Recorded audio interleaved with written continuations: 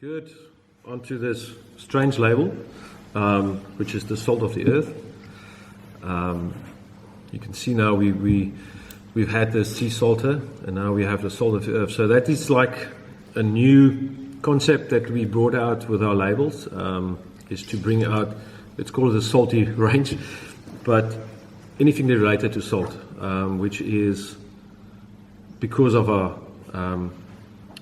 position towards the oceans, very close, and because you pick up a lot of that in our wines. So when we started the sea salter, we also thought, I mean, you can't only do a white, you need to do a little bit something different on the reds. And when you look at it, it's something that we needed to do is, when we thought about making this wine, is to make something that is typical Darling. And one of the varietals that is so associated with Darling is Cinsault. If you go back to the 50s, the 60s, previous millennium, it was something that played a vital role in the production for all the farmers. And Cinsault was there because of the higher production it can deliver even in dryland conditions.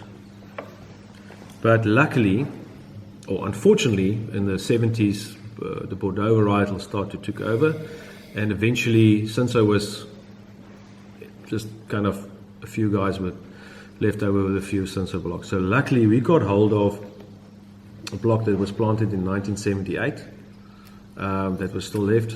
So the production is low by now, but the quality is amazing, because what it gives you is something really fresh, and even with a Cinsault berry being very big, the concentration is good, and which is great. And we also saw some Shiraz together with that from that same area to combine that. So it was, in a way, it wasn't totally planned, and it worked.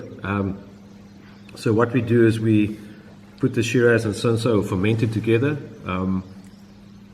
which was not on my initial idea, but because I could do this, the two varietals on one time, it worked perfect. And the quality of the wine, and I think it merged easier because the Shiraz gives a little bit more complexity, the Cinsault gives that fruitiness, and you know, something that the Cinsault brings is it makes the Shiraz even better.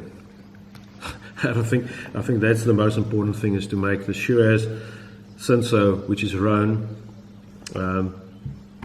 It just makes the combination works unbelievable, and the expression of fruit, I think it's trendy. I think the whole Shiraz Cinsault Grenache movement is the future for red wine. I think the new millenniums, the younger people are catching up to this kind of style of wine.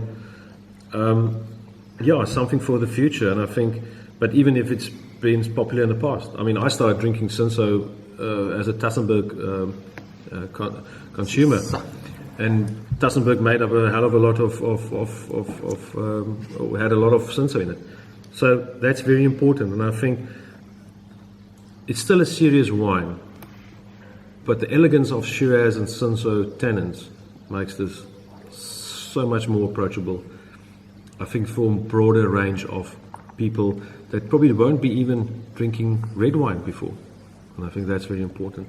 And this going together with this beautiful layers on this label, showing the layers of the salt of the earth, which it is. And I think that also typifies what Groote is all about. We're just the salt of the earth, we're just normal people making great wine so that you can enjoy it.